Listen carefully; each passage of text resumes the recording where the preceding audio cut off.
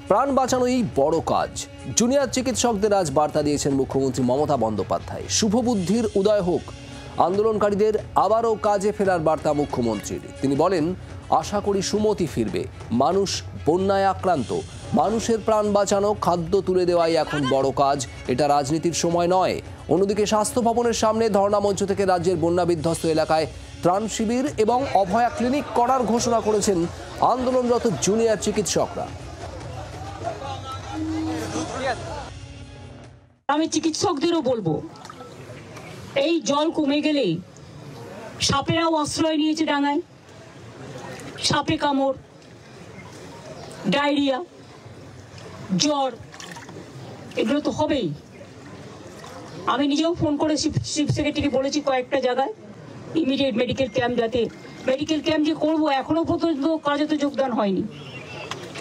আমি তো আমার সাধ্য মতো করেছি, এর থেকে বেশি আমার কিছু বলার নেই। আমি আশা করি let the good sense prevails, কারণ বন্যায় মানুষ আক্রান্ত, মানুষের প্রাণ বাঁচানো আমাদের এখন সবচেয়ে বড় কাজ। দুটো খাদ্য তুলে দেওয়া বড় কাজ। এই সময়টা রাজনীতির সময় নয়। মুখ্যমন্ত্রী মমতা বন্দ্যোপাধ্যায়ের আজকের এই বার্তার পর আন্দোলনরত জুনিয়র চিকিৎসকদের প্রতিক্রিয়া শোনাবো। কয়েকটা ট্রান্সফার, কয়েকটা পদ থেকে সরানো এই জিনিসটার কোনোভাবেই সমাধান নয়। তো এইভাবে বলে দেওয়া যে আমাদের যা যথাসাধ্য তা আমরা করেছি, এটাকে আমি খুব একটা সদার্থক স্টেটমেন্ট হিসেবে নিচ্ছি না। তৃণমূল নেতা কুণাল ঘোষ কি বলছেন শুনুন। চিকিৎসক জুনিয়র ডক্টরদের যে মূল অভিযোগ বা আন্দোলন ন্যায় বিচার, এর সঙ্গে মাননীয় মুখ্যমন্ত্রী একমত। এর যা বক্তব্য আলোচনা সেগুলো চলতে থাকুক।